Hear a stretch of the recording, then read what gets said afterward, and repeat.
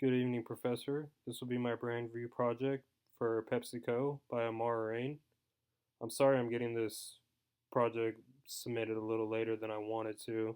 The slides were completed yesterday, but I'm having a hard time trying to find some peace and quiet in my environment. I live with a roommate and his dog, but I took advantage at this time. So let's begin. A little introduction to PepsiCo and what establishes them and known today. PepsiCo products are enjoyable more than 1 billion times a day in over 200 different countries. Recently, in 2023, PepsiCo generated over $91 billion in net revenue. A wide portfolio of associated brand products, including Frito-Lay's, Doritos, Cheetos, Gatorade, Mountain Dew, Quaker, and SodaStream, are all subsidiaries owned by PepsiCo. Pepsi's brand strategy includes various tactics, including social media, segmentation, celebrity endorsements, sponsorships, partnerships, and more. And their mission statement, as we know today, create more smiles with every sip and bite. Over here on the right, you can see a couple images that I was able to research and uh, present on my PowerPoint. These bottle caps are known for some of the older versions of their Pepsi bottles in the anywhere between I'd say the 70s and the 90s. Then we have a rebranded, reformed logo that is more common to the one we know today. And then below here, you have a PepsiCo graphic with subsidiaries branching off of it to display and signify the ownership that PepsiCo is a part of. Moving on, we'll continue with the introduction. Some more background. PepsiCo has established nutritional goals to reduce amounts of added sugars and sodium in their products. Basically, they've identified that more consumers are wanting to relate more on the health side. So products like Pepsi Zero would be an example to adapt to the market demand. PepsiCo has also created sustainable, eco-friendly packaging methods.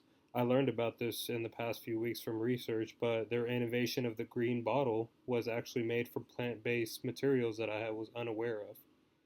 PepsiCo has structured themselves among six main regional divisions, including Frito-Lay North America, Quaker Foods North America, Latin America, North America Beverages, Europe, Sub-Saharan Africa, and Asia in the Middle East. The current CEO title resides with Ramon Luis Laguerta. That'll be this gentleman on your right, as well as the PepsiCo bottles that I was referencing to, and the map of the regional areas that PepsiCo brands have established themselves in. Moving on to the history of PepsiCo, a little background on that. It was founded by Caleb Bradham in 1893. Initially, he named the Pepsi Cola we know today as Brad's Drink, which was renamed in 1898 to, as mentioned, Pepsi Cola. The name Pepsi Cola derives from pepsin, a digestive enzyme, and cola, the cola nut.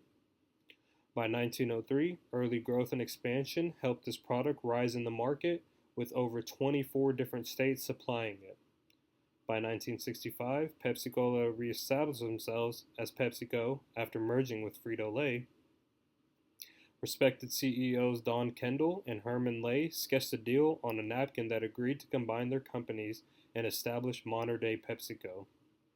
I thought that was a little bit of an interesting story how the multi billion dollar company that we know today all started from a sketch on a napkin. This image above shows the older versions of what the PepsiCo bottles look like, kind of closer to the versions of Brad's Drink made by Caleb Bradham. And then here on the right, more defined PepsiCo logo that commonly can be related to our common modern day Pepsi logo. Moving forward, some more history on PepsiCo. By 1970, PepsiCo moved their worldwide headquarters to Purchase, New York.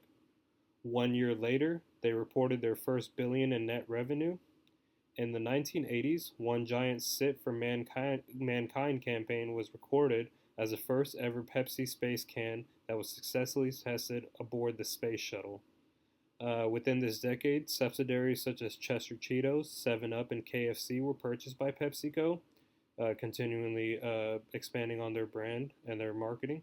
By the end of the decade, they were listed in the top 25 of Fortune 500 companies. By the 1990s, PepsiCo reported $30.4 billion in revenue. Additional subsidiaries such as Lipton and Aquafina helped accomplish those earnings. By 1998, 2 years before the year 2000, PepsiCo celebrated its 100th year anniversary. Here below, you can see the image of the campaign I was talking about, One Giant Sip for Mankind, where you can see this little PepsiCo bottle displaying the significance of how that can, the first ever can, tested out successfully in the space shuttle. Continuing on with the history of PepsiCo, by 2006, PepsiCo named their first female CEO, Indra Nooyi. International expansion became groundbreaking as PepsiCo emerged in China, Brazil, and Russia. A brief description of that: I believe that around early 2000s, mid and late 2000s, that's when expansion and growth really started taking off, as mentioned here. It also expanded by manufacturing efficiency that began to develop as ways to produce and distribute their products. Pepsi Stuff was a 2000 promotion with Yahoo that featured ads in websites, ads, websites, catalogs, and free merchandise. PepsiCo became more flexible by experimenting with new flavors such as Doritos Locos Tacos, Mountain Dew Kickstarter, Bubbly Sparkling Water, and Gatorade Zero. I think this is around the time, the decade, where PepsiCo started to really potentially see the capability they have being one of the top well-known beverage industries in the company, beverage and food industries with their collaboration. But just examples like this where you can see this catalog and more ads and mailings and all that were shared on PepsiCo. You've seen a lot of examples that I'll talk to later about the halftime shows and great endorsements that expanded themselves. But I think this is the groundbreaking moment where PepsiCo really started to take off. A little bit more on the history of PepsiCo. By 2010, PepsiCo started resourcing themselves enough to develop their first all-electric delivery truck.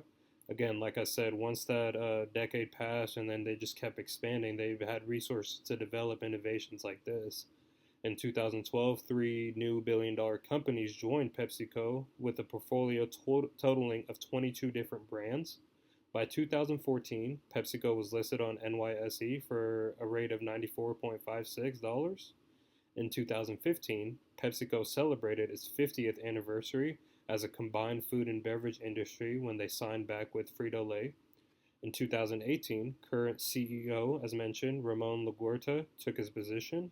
And by 2023, last year, as mentioned again, PepsiCo accrued over $90 billion in net revenue. I like this image because it relates to all of the subsidiaries that are associated with PepsiCo and the advances that they made to make this kind of potential possible for them. Now, after I've explained a little bit of the history of PepsiCo through different decades, I'll begin talking about the brands and the logos and the changes that PepsiCo internally took. So this brief description, the next slide will cover in-depth decades, but this brief description gives a runaround of how far we've developed us so far. In the beginning, 1962, the typeface changed to a bolder white font while keeping the same prominence of the bottle cap design. The Pepsi brand started to experience a style shift, keeping this font simple. It went from a straightforward sans serif to a more futuristic font with rounded edges. Between 1973 and 2003, the logo adopted an almost flag-like design, developing through the decades in similar formats but contrasting design styles. Around that version, they started to commonly be known, and that's something else I will cover, that consumers did not appreciate the lack of innovation and new design, but this is what they developed on and just continuously progressed with it. And by the early 2000s, Pepsi had removed all text and banners and solely concentrating on the updated bottle cap icon, also known as the globe. A little bit more background of brands of PepsiCo. The initial PepsiCo logo came from within thin letters with uneven kerning to create the overall feel of the brand. In 1950, the brand introduced the iconic blue cap color to its bottle caps and logo for the first time. Pepsi had become a drink for the youth of the 60s by re-imaging a look for something that seemed like a bold stamp of approval. The design of the 60s was here to stay. Keeping the font simple, the brand did not shift to did start to shift its style. The logo type changed colors from the harsh black to match the blue energy of the lower wave. And these are just examples of the ways the bottle caps and the things that they developed and changed. Let's see. By the big Pepsi logo shifted in 1991. This was a significant time for the brand and the logo, as it was developed to pull the brand name out of the wavy globe. Suddenly, in 1998, the Pepsi ditched the banner and took on a 3D logo. I'm sorry, I think I jumped ahead, but this was around the times in the decade of the 1990s. The blue color became dominant for the first time, replacing the red banner with a solid cobalt backdrop. In 2005, the logo showed even more depth by shifting the background to a horizontal gradient and adding shine to the Pepsi emblem. This drastic logo change in 2008 was a design, but not everyone loved the changes, with some calling it cheap, simple, lazy, and soulless. Nonetheless, Pepsi stuck with their rebranding choice and continued to move forward. A tiny tweak in 2014 shifted the logo to one with no outline around the globe, which still represented the brand today. The overall branding is ideal for modern platforms and packaging. It's easy to read and represent Pepsi's brand elements in the clearest way. A little note to depict was the third point where a lot of dissatisfaction came from no changes in 2008, calling it lazy and lack of innovation. So I thought that was something that PepsiCo acknowledged, but they decided to continuously progress with the branding strategy that they had. Potentially could have made it a big mistake for them. Now we'll move on to successful marketing initiatives. Through the years, Pepsi Cola had various successful marketing initiatives. The Pepsi Challenge is one of them, a legendary campaign in the 1970s where consumers blind tasted Pepsi and Coca-Cola. The results surprised them, many, and Pepsi won over consumers, increasing market share. That was a big deal for them early in the 90s. The Pepsi Refresh Project, a 2010 campaign that shifted the focus from traditional advertising to social impact. PepsiCo invested $20 million into the community projects proposed and voted on by the public. I thought that was very significant because that was another pinpoint that we wanted to focus on our PowerPoint. How did Pepsi relate to modern day scenarios that were going on in the lifetime? And unfortunately, I didn't get to mention this earlier, but now that I'm thinking of it, there was a lot of other significant moments in past history, like the Great Depression, that affected how well PepsiCo, World War I as well, and how PepsiCo, in a sense, survived in those background historical moments and continues to progress.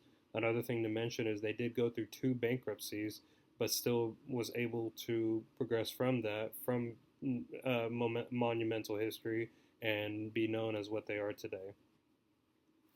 Another campaign, She is PepsiCo. This is a more recent one, a 2022 campaign that featured women in frontier careers that includes soccer stars, and the campaign led to a double-digit increase on frontline women hires. I thought that was very significant, not just to contribute to their brand and their company, but relate to social injustices and instances, and just the ability for women to uprise in the employment market, especially for PepsiCo, multi-billion-dollar company, just creates a lot of opportunities and tells you a lot about a company as well. Moving forward with more successful marketing initiatives, endorsements helped expand their brand to the market and larger target audiences. Michael Jackson and Madonna, iconic are examples. There are iconic partnerships with these celebrities help Pepsi project a youthful presence. Britney Spears and Beyonce. Pepsi's Pepsi Generation campaign in the 1990s featured these artists, which were very popular at the time, creating memorable commercials. And Pepsi also had sponsored in the Super Bowl numerous times. One of the most famous ones is lately one of the most recent 2022 showcase that provided some of these great artists, and I still remember the halftime show to this day. moving forward with more successful marketing initiatives. Other marketing strategies implemented through the decades help distinguish themselves in the market. Pepsi prices its products in accordance with customer demand. They offer various sizes of beverages at various prices. In the digital market, Pepsi used social media to reach its target audience, with their often being viral campaigns. I'm sorry. Pepsi also posted contests, promo offers, event sponsorships, and partnerships on social media. They also post recipes to promote their product as a beverage to accompany their food. I talked about this in a previous assignment of ours, but Pepcoin was one of their promotional ads that, at a time whenever it was available, was very successful and very convenient for people. Here's another example where consumers could scan their barcodes and relay that money back to Pepcoin in return for real revenue. Moving forward, now I'll switch over to the unsuccessful marketing initiatives because everyone has their downfalls, and these need to be explained and show how PepsiCo, if they did, learn from them. Through the decades, PepsiCo faced great critique over some of the more questionable marketing strategies. In 1992, Pepsi printed 800,000 caps with winning numbers in the lottery on their cans. This led to protests, violence, and Pepsi owing over $32 billion and claiming infamously known as the Number Fever campaign. They basically miscommunicated to their target audience what the promotion really was, and they were upset, and as I said, created a lot of distrust and violence. Another example of unsuccessful marketing strategies and initiatives were their innovations and tries for new flavors: Pepsi Blue, S'mores, and Salted Caramel. They were all flavors that had failed to gain any traction with consumers and received great negative feedback. Uh, Also, Pepsi's frequent logo change and rebranding efforts have led to a lack of inconsistent identity. Um, as mentioned earlier, we talked about the different logos, and around the 2008 era, um, consumers were not very pleased and amused by the different kind of strategies that they took, as well as consistently and constantly, frequently changing their logos. It just lacked a true identity that consumers can relay back in their image when they're thinking of this company. Moving forward, more unsuccessful marketing initiatives. In 2017, Pepsi released the most infamous commercial featuring Kendall Jenner that was criticized for being tone deaf and exploitive. The way that PepsiCo responded to it was by immediately pulling the commercial within its release and making a public apology to the world. Another one was the Pepsi Brings You Back to Life campaign, where it caused great confusion as the slogan was mistranslated in China, claiming that the product can literally bring ancestors back to life. And another infamous campaign, the Where's My Jet campaign, it was sued by a consumer for false advertising as their commercial stated they had a chance to win $32 million jet, but unfortunately that wasn't the case when the consumer tried to collect and he took him to court. Now that I've covered some unsuccessful marketing initiatives, I want to move on to one of the prime principles that we've discussed over the whole semester, and those are the 4 P's: uh, product, price, promotion, and place. I'd like to first begin with the product. I think this is really important to identify the way that PepsiCo has established themselves within these 4 Ps and what's recognizes them as a multi-billion-dollar company they are today, as well as identifying some of their faults. PepsiCo offers a wide array of beverages and snacks. In recent years, innovation has been at the forefront of Pepsi product strategy. Recognizing the growth in consumer demand for healthier options, Pepsi has introduced products like Pepsi Zero Sugar. This basically reflects Pepsi's agility and flexibility in responding to market trends and consumer health consciousness. To be able to depict what the demand is and what the market target audience requires and asks for is something I think PepsiCo had done very well. Of course, they've had their faults in miscommunication or distrust or enrage, but they've always reached out and looked for that new demand that's needed from consumers. The price, the brand employs competitive pricing to ensure its products are accessible to a wide audience while also leveraging promotional pricing strategies such as discounts and bundle offers. This basically is made to drive sales and consume engagement. Through this strategy, Pepsi products not only appeal to consumers who are price conscious, but also create a sense of loyalty and value among its consumers. Moving on to place, the brand ensures its presence in a variety of forms of outlets, from supermarkets and convenience stores to restaurants and vending machines, making Pepsi products readily available to consumers wherever they are. Moreover, people have embraced e-commerce, recognized the shift towards online shopping, and ultimately expanding its reach to digital platforms and delivery services. So basically, that tells us they've been accommodating and uh, you know, what's the word I'm looking for? I'm sorry. Just correlating themselves to the real world, the digital market world that we know today. As another example that correlates back to their statement is to reach out to the generation, the younger generation. And I think the digital market, the digital platforms is something that'll really drive their initiatives to go forward. Finally, we have the promotion. Pepsi's promotional tactics are a blend of traditional and digital marketing. They are designed to engage consumers across multiple touchpoints. Pepsi's adventure advertising campaigns often feature celebrities and leverage popular culture, connecting with audiences through relatable and aspirational content. Social media has a significant place in Pepsi promotion strategy, as well with usage of TikTok and Instagram, well-known social media platforms that are enjoyed by many consumers today. Some evaluations and recommendations. A few of these, I won't read off all of them, but if you want to know my opinion on some of these, they're relayed back from my outline as well. But some of the things that I thought that were very important moving down here, they need to continue utilizing the digital market with the use of different types of media, such as earned and owned media, something that we discussed last week. I think this is a big factor to expand themselves, and I think they realize that too.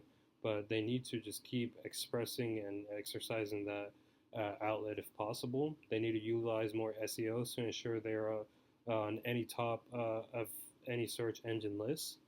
They can get involved with influencers in the digital marketing area. I'm talking about Snapchatters and TikTokers to help reach a different kind of brand audience and just continuously grow. Use data analytics tools and segmentations to understand how your audience is interacting with your campaigns. This is very important. I find that this would have avoided a lot of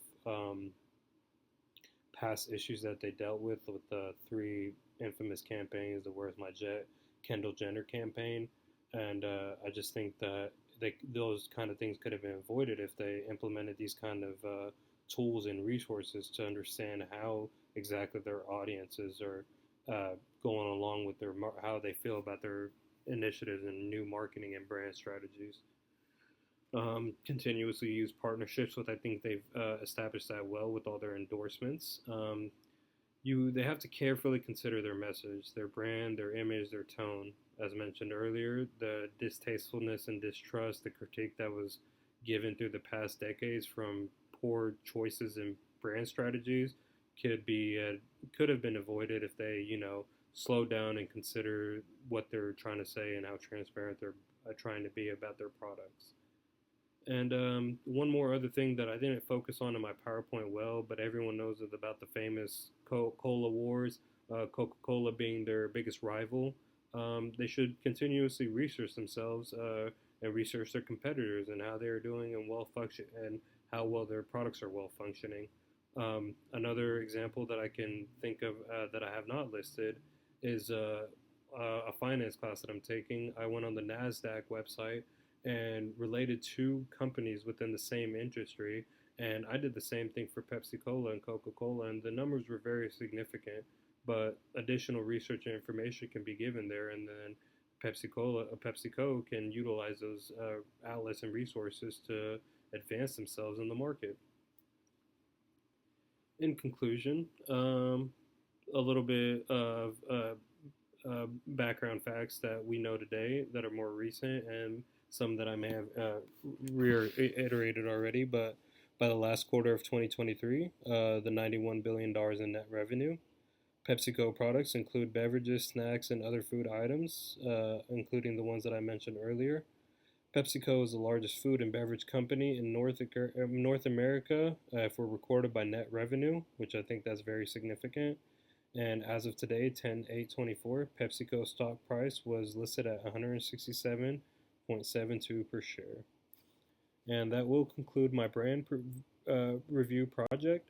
On this last slide, I found an interesting video. If you have the time to look at it, it's about 5 to 6 minutes long, but it just gives some background and just some insight on the evolution of PepsiCo and what they have done to establish themselves as today. I appreciate this project. I've learned a lot this semester, and I appreciate you giving me the time and ability to learn and develop my growth on marketing and brand management. Thank you, Professor, and you'll see my references on the last page. Have a good evening, sir.